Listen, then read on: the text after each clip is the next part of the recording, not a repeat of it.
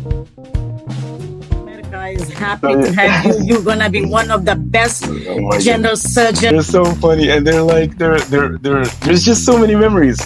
What do you think contributed to your academic success and working towards to be a general surgeon? A lot of students usually drop out studying medicine. Why do you think many students drop out? Yes. Buckle up if you're gonna get in healthcare. To working in certain particular hospital to be a surgeons, and seeing a patient in a different, in a critical condition. Because they can get to that level, they have to make copies of you, though, Mr. Visa. That would be difficult. Like, look at the smile on my face. I'm very happy. So academically, you're always the best. Yeah. But I remember getting in trouble a lot due to different reasons. I'm very bitter for that. Like, I remember that. Actually, that was something I'm very fond of. So what advice would you give the current students who are thinking of becoming a doctor? You are one of the top students of Reeyada and to go to Sweden to get a job and pursuing your dentistry. Suggest one area to Reeyada to focus on to better prepare students for international career. One advice would you give where any student who want to study dentistry? You're gonna offer your service. We're gonna need that. I would give students much more options after they graduate for international tours.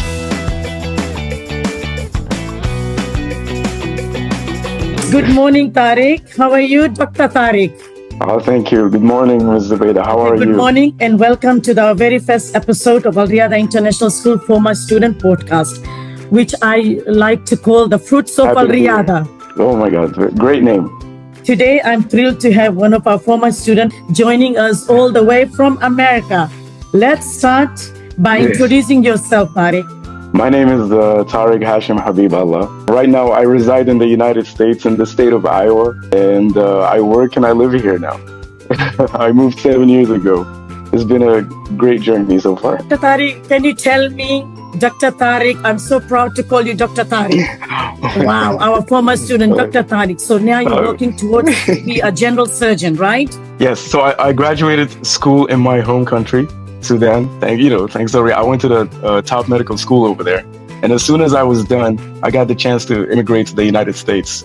So I came here and I had to go through the whole immigration process and go through the medical licensure. It's a long process for people who are interested to know. There's millions of videos online. But I just went through the exams again and went through some courses. And right now applying for residency.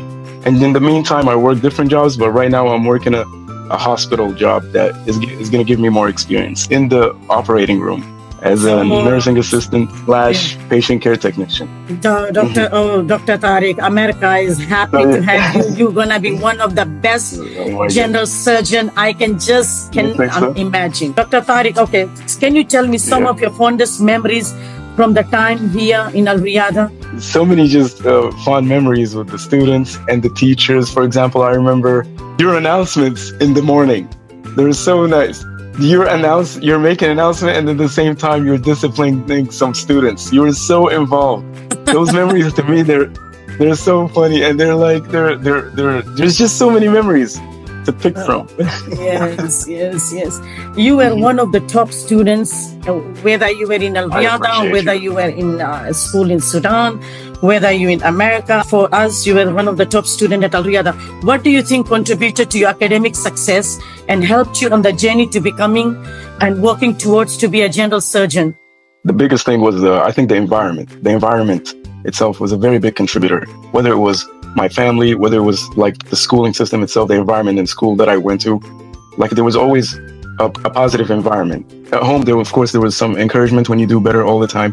But the teachers just giving us advice all the time, targeted personal advice to us. I remember that because, and the classes were smaller than then. The teachers were very involved in making sure every single one of us did their best. And so that was something I will forever cherish. Yeah, and in the past, you mentioned to me that a lot of students usually drop out studying medicine because it's so difficult. I know it's a very long process, so many exams, so many things involved, so many elements involved to reach to the residency level even, and to be a fully fledged doctor. Why do you think many students drop out? And what made you continue? There's many reasons, but I would say some of the top reasons is burning out. Burning out because, like you said, it's so much work. studying in the schooling system or whatever educational system you're in and outside. There's a lot of effort to be done on the outside. There's also just the lack of inner motivation. Maybe you're doing it for the wrong reasons. If you're doing it for the wrong reasons, it will not come naturally to you. It will be harder to you. So you have to make sure when you take big career decisions like this, you know why you're doing it and it makes sense to you. And that will keep you going, because this is something you're going to do potentially for the rest of your life. You have to be, passion should be one element, should be, that will drive you. If it's a passion, absolutely follow it all the way, and don't take any advice for granted, and you will work harder than you ever have in school. So be ready. Yes. Buckle up if you're going to get in healthcare. Yeah. And I know your parents, we are one family and everything. Oh my God. Yeah, I know your parents are incredibly. I cannot find a word to express how proud all your accomplishments, all your achievements. How do you think they influenced and shaped you into the person you are today? My parents, they're everything to me. I want to make them proud all the time.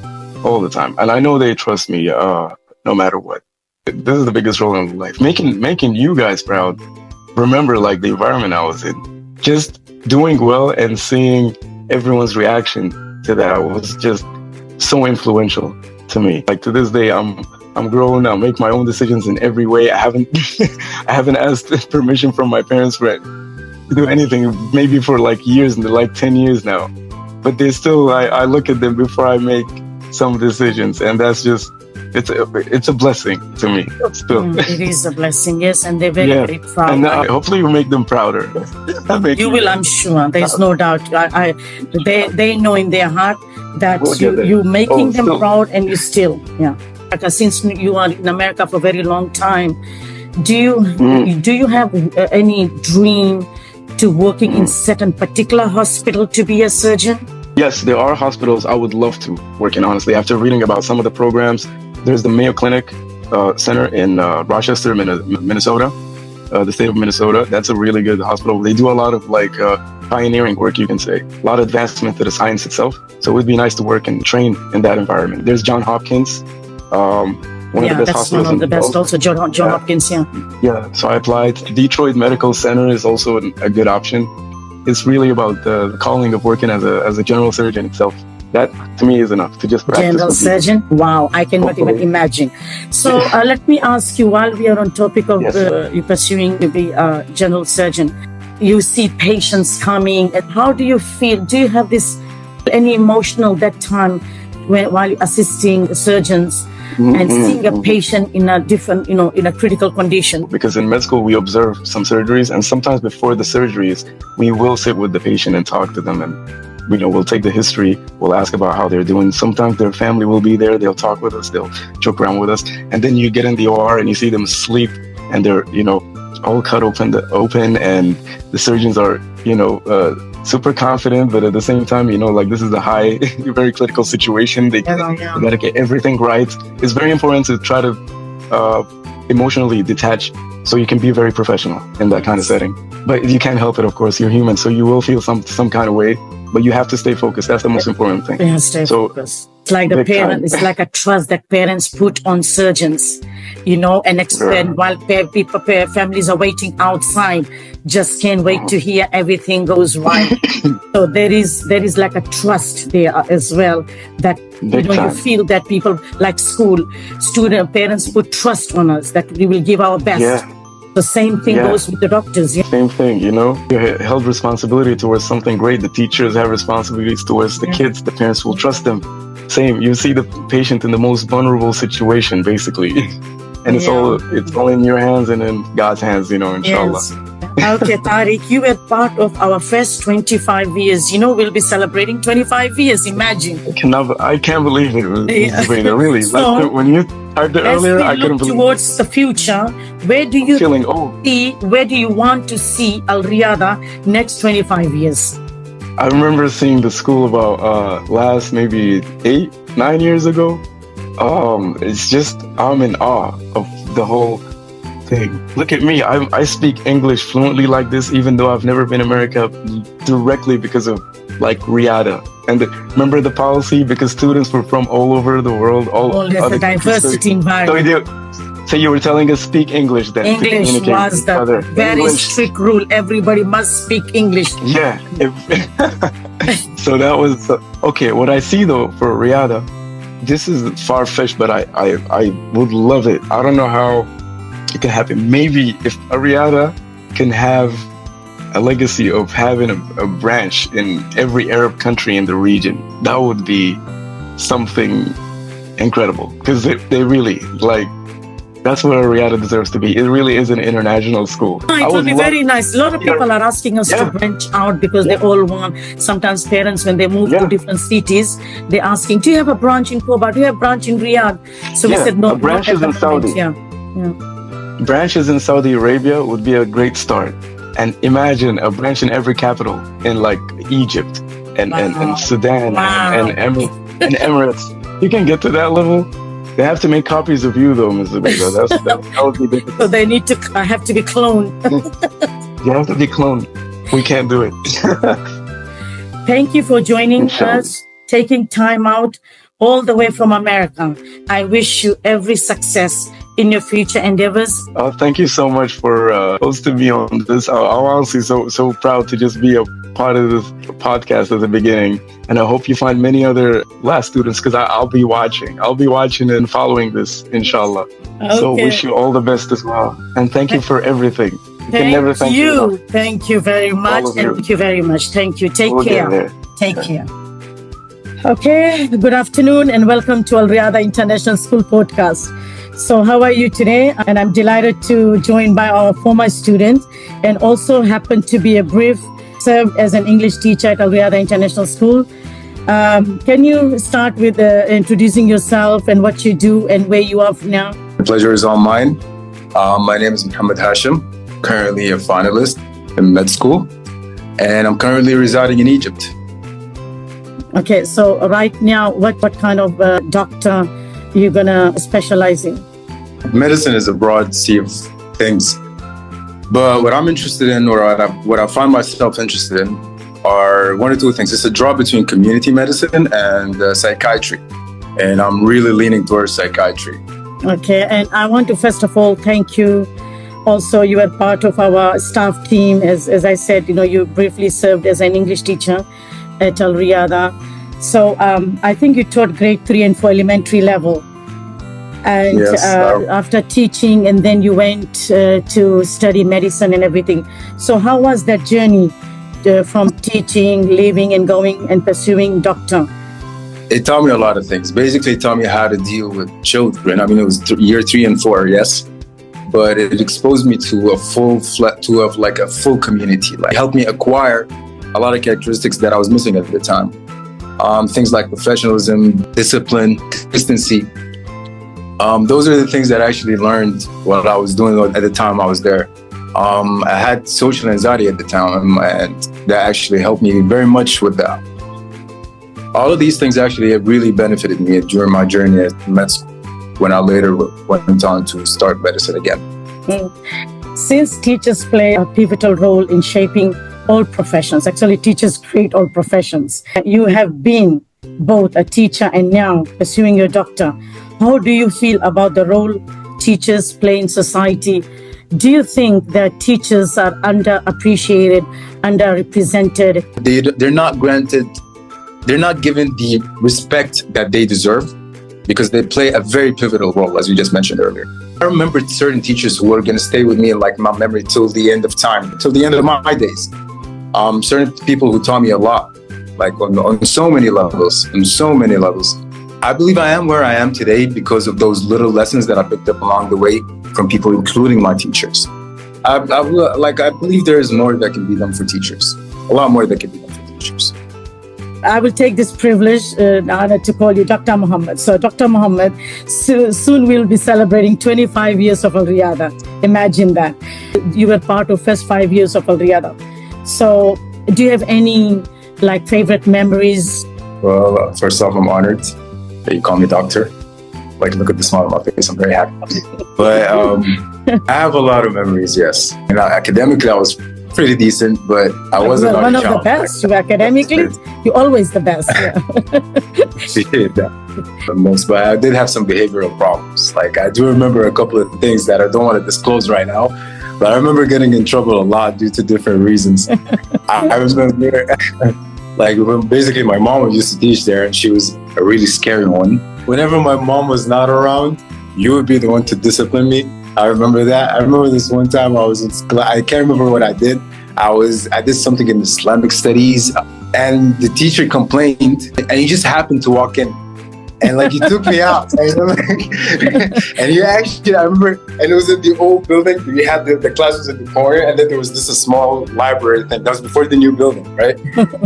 I remember you took me there and you actually spanked me, and I'm very, very like, I remember that. That's actually fun. That was something I'm very fond of. But I do recall, like, certain days, like there was the international days, where basically all the students had to come and share the cultures, which basically opened up my eyes, where it showed that how diverse culturally our school was. I also learned a lot about my culture because of these days, because being a third identity child born and raised in Saudi, I didn't know much about Sudan. So that's something I'm also thankful to the school for. Do you think Reeyada played a role in shaping your career path? If so, how? Reeyada was actually the first IG school that was in, but like not the Eastern Province, in Al-Ahsa. At the time, there were no other schools. When I first got into Reeyada, my English was not actually as good as it is right now. I mean, Reeyada laid the foundation for that. It exposed me to the IGCSEs, basically, which is a totally different curriculum, which was under a different language. It was something that was actually life-changing and made everything later in life easier, because other than the fact that you study them in English, the curriculum actually goes in alignment with what you study later in med school.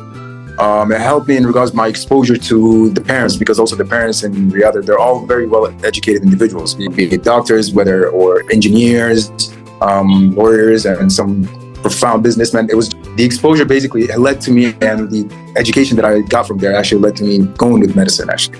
Most of the parents are actually doctors in there. Yeah, so you go to the hospitals and you talk to them and you meet them, and you just somehow realize that it's a very noble thing. And had it not been for Reeyada, I would not have been exposed to those cultures, to those people, or acquired the skills to actually be capable of doing so with a lot of ease, actually. Like, to the point that we even have our own logo at one point. Like, you know, to seek, to strive, but not to yield. I was actually thinking about this the other day, and it made a lot of sense. So it sums life, basically. That message and that culture, I hope it just like expands more. I just hope it goes somewhere, like, I don't know, somewhere. This is what I think, what we're planning to expand, because the demand, the students' growth is growing, the demand of students is increasing every year. So we are talking about expanding certain places, you know, like this. So what advice would you give the current students who are thinking of becoming a doctor? You have to be knowledgeable. You have to have a lot of knowledge, and not just in the sciences. I mean, all aspects of life, be it geography, be it zoology, be it whatever, because those things actually help you become a better doctor, because they help you with the diagnosis. Work hard. Always prioritize the patient's well-being. It's always about the patients. It's never about you. And make sure that you do it for the right reasons, and understand that this is a very, very big responsibility, and you have to be up for the challenge. Thank you very much for joining from Cairo, and I wish you all the best in your future endeavors. And as I said, we're going to need more psychiatrists in the future. Okay, definitely. Okay, thank you very much. Thank you. Yes, Khalid, joining me all the way from Sweden. I want to interview students that they were in Reeyada, what they're doing and everything. So let me just hear what you have to say. Introduce yourself. Hi, well, my name is Khalid Hashim, as you already know, and I went to Reeyada for all my life. It's my home, and I'm a dentist, and I'm working currently here in a clinic in Sweden, pursuing the process of obtaining my Swedish dental license. And I began thinking about moving here during my last years of university, and decided to do so after graduating. And so learned the language, began the licensure process, found a job, and moved here. And yeah. You were one of the top students of Reeyada, and to go to Sweden to get a job and pursuing your dentistry. It's just remarkable, and really it's amazing. Sometimes I meet your father and your mother, when I talk to her and your father, he misses you a lot, but at the same time your mother and father, both parents are very, very proud of you and the man you have become, and they're really incredibly proud of you. So can you tell me what your parents contributed to your success to be a dentist? Yeah, it's actually something very similar. And it was probably the reason why they chose to put me in Reeyada, because it is something that they had in common with the school culture.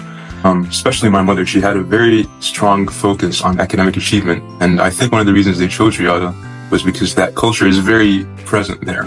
It's very, very present. There's a high, you're always pushed to excel, especially in the sciences. And your teachers always try to push you and demand the highest marks you can obtain. And when you're younger, you don't really appreciate it as much, and you think, this is a lot of hard work, and it gets a little tedious. But I would say basically my parents pushing me very academically and really trying to get me to do my hardest in my studies. I would say that was what played the biggest factor. Yes, now soon we'll be celebrating 25 years of Reeyada. Imagine. 25 so you were the best part of 25 years of Reeyada. Looking back at your time at Reeyada, if there is a particular experience or teacher who inspired you to excel academically in higher studies? Yes, most definitely. So there's two that have come to mind, Mr. J. Kumar and Ms. Bindu. Two things stand out with both of them. First of all, both of them had very high educational demands. This was something I mentioned earlier. It was very present in the culture of Reeyada, but with them especially, they really, really pushed this academically. And so full marks, or at least close to full marks, were expected on tests, and we were always pushed to strive to get the highest marks we can get. The second thing, which was very special with both of them, is they were very, very capable teachers. They had an amazing ability to really explain the material to us. It isn't, it's a lot of stuff when you study mathematics and chemistry. It gets complicated, but they were very good at the job, and they really helped us understand that. This is whenever we meet the former students, whenever they come and visit, or however we meet them online. When you see them, they're married, they have their own family, they grew in their profession. It just gives you so much joy and pride that to be, part of Reeyada. It's just mind blowing. You forget all the challenges and obstacles that we had to go through because, our goal was to provide quality education. So it suggests one area to Reeyada to focus on to better prepare students for international career. What would it be? Well, I remember from my time in Reeyada, we were offered classes in French language. Despite everyone, like I said, in Sweden and everywhere, being able to speak English or at least understand it, it is very important, especially if you're in a demanding field, so to speak, such as medicine or engineering or any of the other sciences. It's very, very important to have a grasp of the local language wherever you plan to work, whether it's in Spain or in Japan, wherever you want to work. And so I would say continuing to offer language classes in French and maybe even a fourth language, that would give students much more options after they graduate for international careers. Yeah, I think we have French, and then we stopped on pandemic, and then you're right, especially if you want to go to European side. I think you're gonna need one of like German, Spanish, or that will help them to get better chance of getting a job. If anybody wants to study dentistry, would you advise? Like now, a lot of students are, most of the students usually, I think in Reeyada, I notice they go to medicine, whether it's engineering or business. So what advice would you give any student who want to study dentistry? I think it would actually be similar to the advice I would offer if you want to go study business or medicine. It would be similar, but it would basically be before you start studying, do your research about what you want to study, so you're fully aware about what you're getting into. And I would say regarding maybe some more specific advice, maybe regarding studying dentistry or medicine, focus very much on your studies. Reeyada. And then I would say maybe this advice is directed to our students in Reeyada.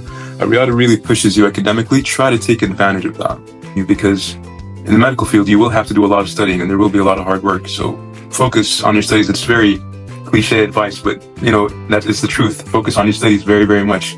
So yeah. Do you keep in touch with your classmates? Have any connection with other students?